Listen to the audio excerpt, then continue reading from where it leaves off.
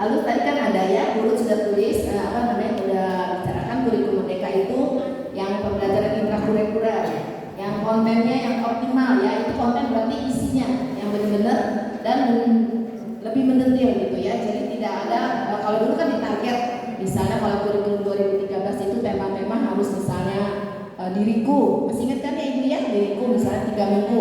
Nah kalau di kurikulum merdeka itu tidak perlu seperti itu, kita yang ngatur sendiri sampai misalnya sampai memang mendetil, terus belajar yang menyenangkan, anak-anak di situ belajar dengan baik ya. Oke, ini tadi sudah dijelaskan ya.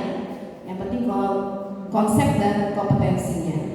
Lalu keunggulannya tadi sudah ya, fokus pada materi esensial, materi inti maksudnya ya. Dan peserta didik pada fasenya, jadi sesuai dengan perkembangannya, lebih mendalam, lebih bermakna, tidak terburu-buru dan menyenangkan. Jadi tidak ditentukan mau berapa minggu, itu tergantung dari satuan pendidikan masing-masing. Satuan pendidikan itu maksudnya sekolah itu, Bapak Ibu. Nah, pembelajaran intrakurikuler merupakan pembelajaran yang mengacu pada capaian pembelajaran. Jadi kalau Ibu Bapak pernah mendengar kalau kurikulum merdeka itu, kalau di kurikulum 2013 kan kita bilangnya KIKD ya, kompetensi inti dan kompetensi dasar. Tapi kalau di kurikulum merdeka nanti kita bilangnya capaian pembelajaran. Ya, pembelajaran intrakurikuler itu di tingkat satuan pendidikan. Anak usia ini itu tadi ya tahu TK, RA, BA, KB, SPS, TPA itu berupa kegiatan pembelajaran yang lebih menekankan bermain. Jadi belajarnya sambil bermain supaya mereka tidak bosan, lebih menyenangkan dan mereka lebih mengerti ya, karena praktek di situ. Lalu tadi tujuannya juga sama ya, mengembangkan potensi peserta didik, meningkatkan kualitas pendidikan, menjadikan anak yang mandiri, kreatif, inovatif, dan pembelajaran yang menyenangkan, kontekstual, pengalaman ya, dan berpusat pada peserta didik. Ini nanti ada juga di profil Pancasila. Nanti saya bahas di sini ya. Oke. Nah, proyek penguatan profil Pancasila tujuannya apa sih? Untuk memperkuat upaya pencapaian profil pelajar Pancasila yang mengacu pada STPPA. Ini tetap sih. Apa tuh STPPA? Standar tingkat pencapaian perkembangan anak. Ibu Bapak masih ingat STPPA itu apa saja? STPPA itu misalnya nilai agama, sosial emosional ya, terus bahasa, kognitif, emosi itu ya, seni, itu semua secara keseluruhan saling terintegrasi ya, jadi dari satu-satu. Nah nanti di sini diutamakan seperti ini, profil pelajar Pancasila adalah merupakan sejumlah ciri karakter dan kompetensi yang diharapkan untuk diraih oleh peserta didik yang didasarkan pada nilai-nilai luhur Pancasila. Ya, kita kan punya Pancasila ya, dari mana? Nanti di sini juga ada. Profil pelajar Pancasila memiliki 6 dimensi. Kalau Ibu pernah dengar ya, Ibu Bapak ya, di kurikulum merdeka itu ada 6 dimensi profil pelajar Pancasila. Satu itu beriman, bertakwa kepada Tuhan Yang Maha Esa, dan berakhlak mulia. Pelajar yang memahami, artinya apa sih ya? Oh, pelajar yang memahami ajaran agamanya dan menerapkan dalam kehidupan sehari-hari. Jadi ini di sini nanti untuk menilai kita, misalnya mempraktekkan mereka menganut agamanya bagaimana, lalu mereka beribadahnya, terus berdoanya, itu ada di sini. Lalu kedua, berkebinekaan global. Berarti pelajar Pancasila ini mempertahankan budaya asli sebagai identitas bangsa. Ya, kita ini kan bangsa Indonesia. Tetap walaupun banyak masuk dari luar-luar gitu ya, tapi tetap kita harus jaga ya Indonesia kita, terus tradisi kita, adat istiadat kita itu harus dijaga. Tapi tetap kata Luhut, tetap di bawah Alkitab firman Tuhan. Ya, oke. Lalu yang ketiga, mandiri. Mandiri apa nih? Bertanggung jawab atas proses dan hasil yang mereka lakukan. Kalau di PK mandirinya apa? Dari pertama kali mereka masuk ke sekolah itu mereka jalan sendiri. Biasanya kan pertama kali diantar orang tua ya, atau ada yang digendong atau ada tasnya dibawain. Nah itu kita harus mengajarkan mereka pertama itu belajar bawa tas sendiri. Karena orang tua suka kasihan ya, dibawain tasnya gitu kan. Nah ini kita harus beritahu mereka, ayo bawa tas sendiri. Lalu kan suka antar tuh sampai masuk ke kelas ya. Nah kita juga harus beritahu ya sampai sini ya ma. Nah biarkan belajar jalan sendiri, itu sudah mandiri ya. Ada ke toilet, itu juga ada toilet training kita latih seperti itu ya. Lalu keempat, bergotong royong. Maksudnya mampu bekerjasama secara sukarela untuk menyelesaikan tugas dengan lancar, mudah dan ringan. Nah di gotong royong ini kalau di PK itu misalnya mereka juga bermain bersama. Ya bisa bermain bersama itu waktu bermain balok atau mereka bermain kucing tikus, itu kan mereka juga gotong royong ya. Atau juga berbagi dengan teman yang tidak bawa makanan. Hanya kita memang bagi tapi bukannya mereka makan sama-sama ya satu tempat itu ya. Lalu yang kelima berkenalan kritis, berarti dapat menganalisa dan membuat kesimpulan. Maksudnya ini, kita mempelajari itu nggak selalu kita, makanya kenapa kita dibilang murid itu student center ya, Kristus yang pertama senternya. Tapi di sini maksudnya itu menganalisa dan membuat kesimpulan. Misalnya kita mengadakan eksperimen yang sederhana, mau sejauh-jauh misalnya ya. Kita mau eksperimen tentang mengapung dan tenggelam, itu kan bisa ya, anak-anak bisa lihat sendiri. Oh seperti ini ya, kalau perlu dimasukkan ke dalam air bagaimana, atau kalau kayu atau pensil dimasukkan ke dalam air bagaimana. Nah dari situ mereka bisa menemukan sendiri dan mengambil kesimpulan. Oke, nomor 6 itu kreatif.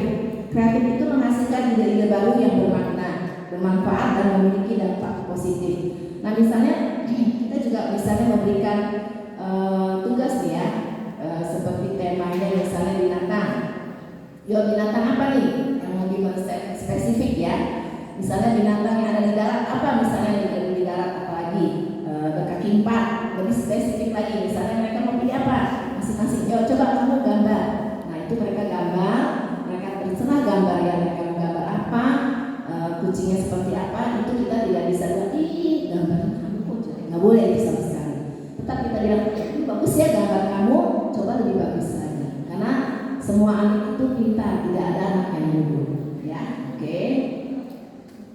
Lalu keenam dimensi tersebut perlu dilihat secara utuh sebagai satu kesatuan agar setiap individu dapat menjadi pelajar sepanjang hayat yang kompeten. Maksudnya yang punya nilai tingkat kompetensinya ya, berkarakter dan berperilaku sesuai nilai-nilai Pancasila yang seperti tadi guru bilang ya, nilai-nilai Pancasila itu memang harus kita tanamkan sejak kecil ya, supaya negara kita namanya negara kesatuan, jangan sampai terpecah belah.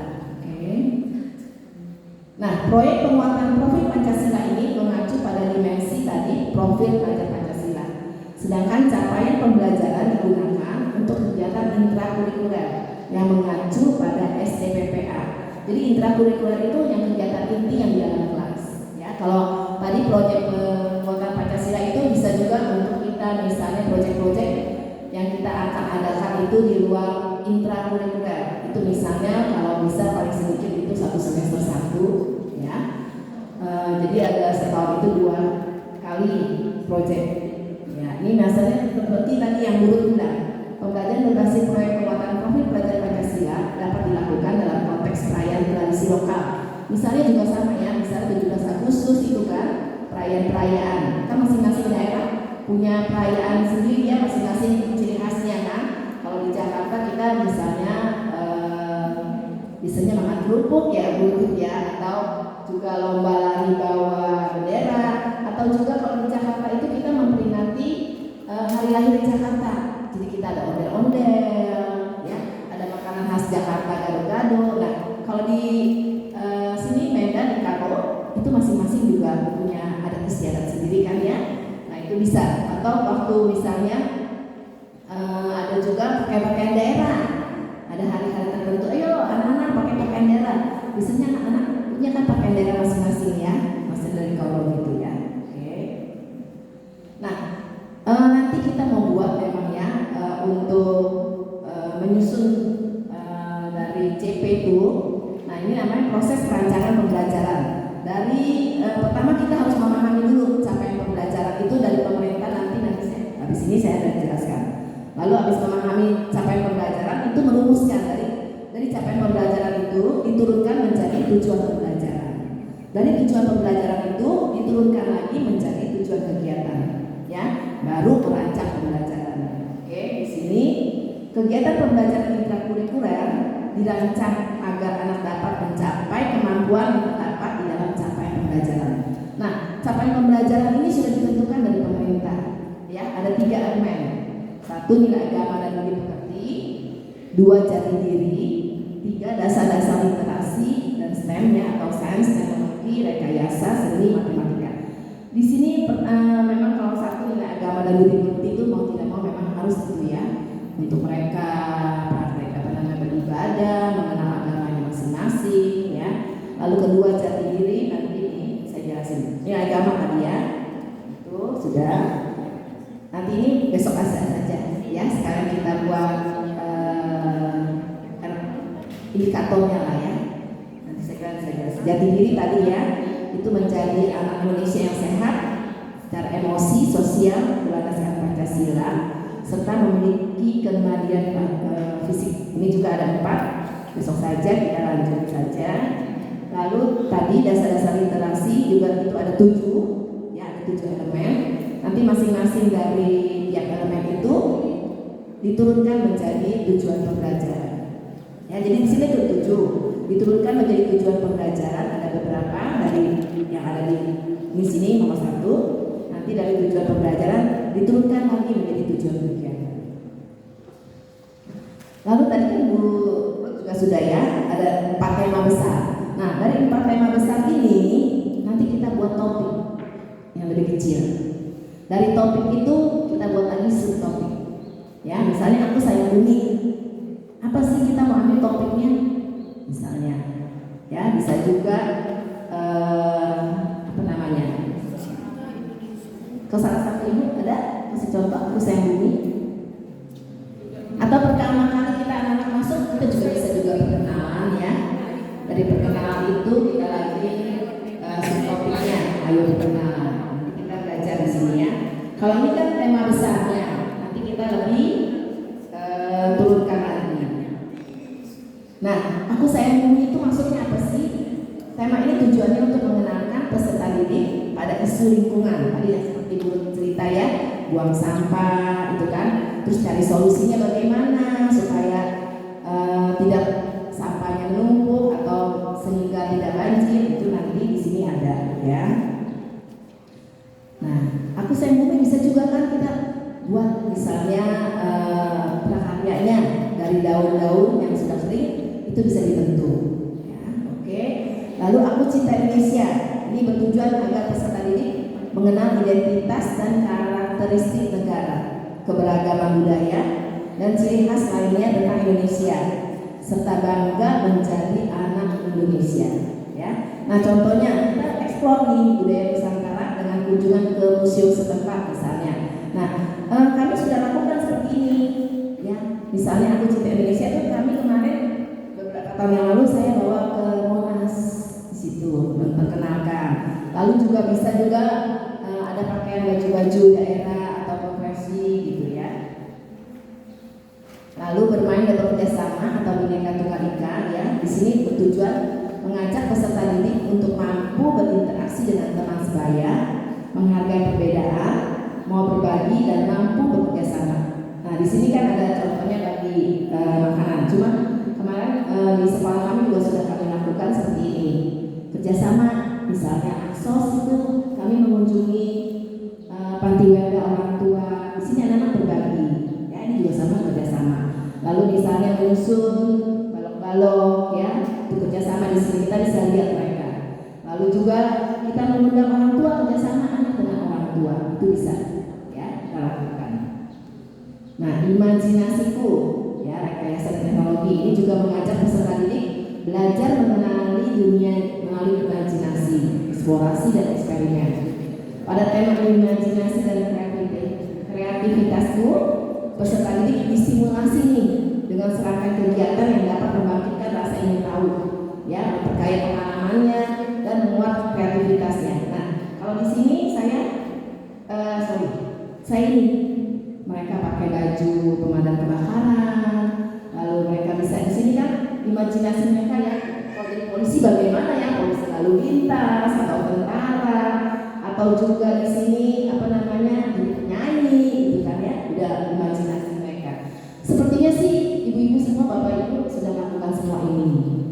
Cuma harus memang mau tidak mau harus difoto, disimpan, ya. Jadi oh ya seperti ini ya seperti ini. Nah tadi contoh berbasis proyek itu bisa juga misalnya membuat jelly atau jus buah, ya, atau menanam dan mengamati pertumbuhan pohon cabai. Biasanya kan rata yang paling mudah itu menanam pohon toge ya dari kacang hijau. Tapi saya juga pernah mereka saya kasih beberapa alternatif. Coba kamu tanam pohon cabai atau pohon pepaya. Itu agak cepat juga, ya tumbuhnya cepat. Jadi mereka buat kita kasih tahu nih, kita tanya jawab. Saya nggak langsung kasih tahu. Kalau kamu menanam itu apa dulu yang kamu harus siapkan? Kita tahu itu tanah atau taruh kalau tidak punya di rumah tidak ada halaman yang ada tanahnya, taruh di mana? Mereka tahu taruh di pot atau di aqua gelas yang sudah dituang. Itu mereka lakukan. Lalu mereka nanam. Coba kamu perhatikan setiap hari. Kalau menanam itu kalau supaya tumbuh harus diapain? Mereka tahu disiram. Jadi tolong diamati setiap hari ya. Nanti kita kalau sampai sekolah kita tanya, saya tanya, gimana pohon kamu sudah keluar belum? Oh belum bu. Oh ya kamu lihat ya berapa hari dia keluar tunasnya. Oke seperti itu ya. Lalu bisa juga buat buku cerita atau bercerita dari potongan gambar yang disusun sendiri. Ya. Lalu eksperimen juga tadi ya, benda di dalam air, beneran. Kami juga suka buat jelly atau jus buah atau juga buat apa sih namanya spaghetti atau sushi itu ya. Mereka senang sekali itu. Itu bisa sudah berbasis proyek ya. Nah di kurikulum Merdeka pembelajaran berbasis proyek itu merupakan pendekatan pembelajaran melalui bermain, di mana anak berinteraksi aktif antara dirinya dan lingkungannya. Kan itu berdasarkan prinsip konstruktivistik ya, menurut teori Piaget dan Vygotsky itu membangun pengetahuan baru, terus mereka menemukan dan memecahkan masalah. Nah ini kan pembelajaran terintegrasi. Jadi waktu mereka mengamati, mereka di situ menemukan oh seperti ini ya kalau menanam ya tidak langsung keluar tunasnya, harus ada prosesnya berapa lama itu. Itu biasanya kami di TKB ya, mereka sudah mulai mengerti. Sama juga menurut Ki Hajar Dewantoro, para guru dan orang tua dalam menstimulasi anak usia dini berfungsi sebagai fasilitator. Jadi kita fasilitator, bukannya diktator ya. Karena anak-anak sekarang mereka lebih kreatif ya, lebih banyak mengeluarkan pendapat gitu ya. Kita tinggal tanya saja, mereka banyak. Karena anak-anak sekarang sudah aktif lah saya lihat ya, nggak kayak seperti dulu ya malu-malu kalau ditanya gitu saja. Anak sekarang malah semua berebut menjawab, mau bicara, ya. Oke. Nah, tujuan capaian pembelajaran di PAUD adalah memberikan arah yang sesuai dengan usia perkembangan anak pada semua aspek perkembangan anak yang tadi saya bilang ya, STPPA itu ya, nilai agama, moral, fisik motorik, emosi sosial, bahasa dan kognitif, dan menarasikan kompetensi pembelajaran yang diharapkan dicapai pada akhir PAUD. Agar anak siap mengikuti jenjang pendidikan selanjutnya. Bagi TKB, mau tidak mau kita harus siapkan mereka untuk di sekolah lanjutan di SD. Nah, tadi STPPA itu tadi sudah ya, saya sebutkan ada 6 ya, di kurikulum Merdeka ada 6, ada nilai Pancasilanya. Oke. Nah, kalau saya ikutin webinar ya, di PAUD itu diusahakan, apalagi kurikulum Merdeka. Diusahakan itu kita pertama tuh yang kita anak-anak yang kita ajarkan itu emosinya, karena mereka kan dari rumah ya masing-masing membawa maunya sendiri. Nah di sini kita harus membentuk emosi mereka, ada yang egois ya kan, ada yang tidak mau berbagi. Nah kita di sini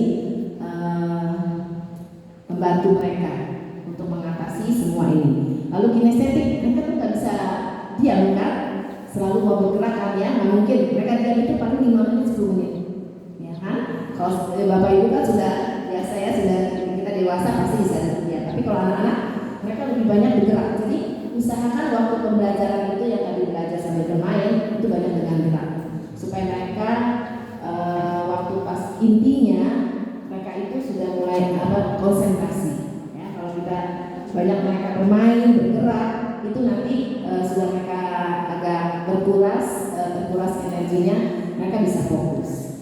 Lalu paling kognitifnya itu 5%. Nah, tadi konsep implementasi dari kurikulum Merdeka ini begitu menarik karena pada prinsipnya lebih fokus pada materi esensial seperti teknik literasi dan numerisasi daripada menghafal. Makanya kenapa kurikulum Merdeka ini ditekankan pada literasi, karena anak-anak sekarang saya lihat kayaknya mulai untuk baca buku aja sepertinya udah tidak terlalu suka ya. Nah, makanya di kurikulum Merdeka itu digalakkan literasi dan numerisasi. Ya, numerisasi itu menghitung lah ya angka, tapi dengan belajar sambil bermain. Nah, prinsip memilih topik PAUD tadi saya bilang ya, tema besar itu dan lupa. Nanti kita turunkan menjadi topik. Kalau dulu kan tema bilangnya. Nah, nanti kita di sini kalau di kurikulum Merdeka bilangnya topik.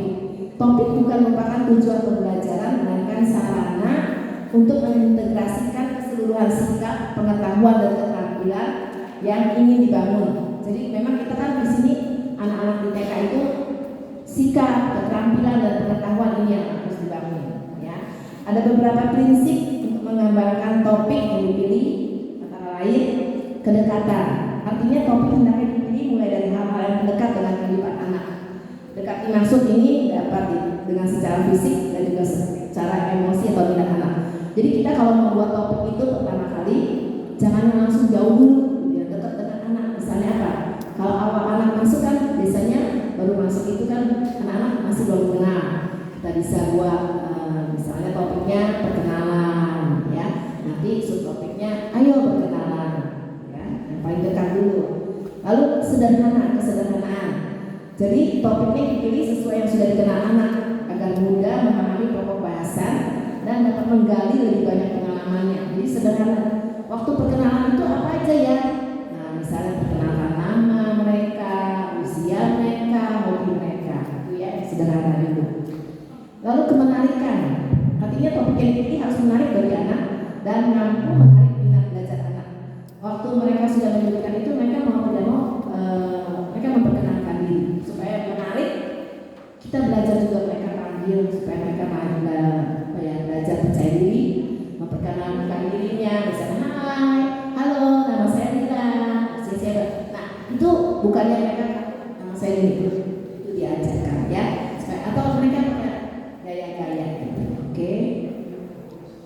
Lalu keinsidentalan, artinya pemilihan topik tidak selalu yang direncanakan di awal tahun, dapat juga menyisipkan kejadian luar biasa yang dialami anak, misalnya peristiwa baik. Nah, nggak usah jauh-jauh ya.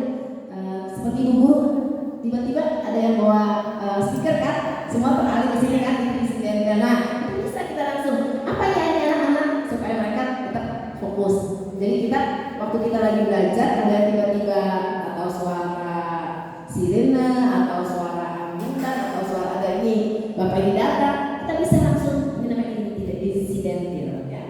Jadi supaya mereka kita panggil juga tetap mereka tetap aja tidak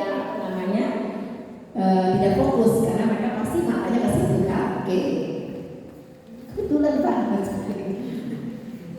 Nah, 5. Pembelajaran berorientasi pada masa depan yang berkelanjutan. Jadi dari tahap-tahapan itu berkelanjutan maksudnya nanti untuk mereka siap untuk jenjang berikutnya. Kalau misalnya kelompok bermain untuk masuk ke TKA. Kalau TKA siap untuk TKB, TKB siap untuk SD. Betul. Nah, yang perlu diperhatikan oleh guru dalam melaksanakan pembelajaran, ada pembelajaran bersifat yang tadi Bu Nita bilang children center ya. Tetap memang kita Christi center, tapi children center ini maksudnya begini. Kalau di sini kan saya ceramah terus ya, saya sih pengen tanya ibu cuma boleh bayangkan nanti pasti besok kita interaksi ya, supaya tidak ceramah terus ya. Kalau di kelas tuh kalau udah bukan zaman kita jelasin ke anak, paling kita cuma ya topik hari ini perkenalan. Misalnya apa itu perkenalan? Kalau anak TKB itu sudah tahu. Kenalin nama Bu.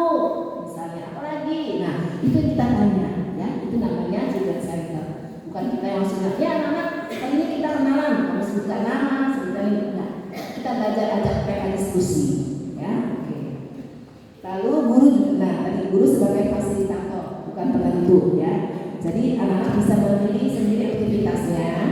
Ya, misalnya mau dengan siapa silakan, tapi tetap dengan dididik sama ibu ya. Lalu 3, memberikan pengalaman langsung untuk anak. Nah ini pelajaran pada hari ini yang mendekatkan diri dengan alam atau pembelajaran berbasis kearifan lokal. Nah misalnya gini, kalau di Karo ini kan saya lihat banyak ya sekitar lingkungan nih kebun-kebun, itu bisa kita ajak keluar mereka. Ya nanti mereka sudah keluar, mereka boleh sambil menggambar. Apa yang kamu lihat, silakan kamu gambar atau kamu ceritakan, ya seperti itu ya. Jadi mereka pengalaman langsung. Kalau kami kan di kota itu dijalankan, kalau keluar kami sekolahnya langsung dalam besar. Jadi paling kami bawanya misalnya ke pemadam kebakaran ya, terus ke Senayan itu kan mereka ya tempat olahraga, atau juga ke Monas ini. Di Monas juga sekarang ada seperti taman bermain, di situ mereka bisa dieksplor gitu ya, ada pasirnya di situ karena kan kemahnya kami juga jauh dari pantai ya, di situ jadi ada pasir, ada permainan, mereka di situ nanti bisa cerita. Lalu tujuan akhir di PK itu, tadi PK itu kalau kurikulum merdeka itu PKB itu dibilangnya fase fondasi. Nanti di SD juga ada fase fondasi, tapi nanti sampai SMP SMA itu jadi adanya fasenya ada A, B, C, D, E, F ya nanti itu. Nah di sini menunjukkan kegemaran mempraktikkan dasar-dasar nilai agama, budi pekerti, kebanggaan terhadap dirinya, dasar-dasar kemampuan literasi, matematika, sains, teknologi, rekayasa dan seni. Ini untuk membangun sikap positif terhadap belajar dan kesiapan untuk mengikuti pendidikan selanjutnya. Jadi di sini di TK itu kita tadi ya diajarkan nilai dasar agama, pekerti, sains, jati diri ya. Jati diri itu tentang dirinya sendiri. Nanti kita belajar apa sih jati diri itu apa aja. Nanti besok kita belajar untuk elemen-elemennya. Ya, oke. Sampai sini ada yang bertanya? Sorry ya kecepatan ya, waktunya sudah. Saya lihat sudah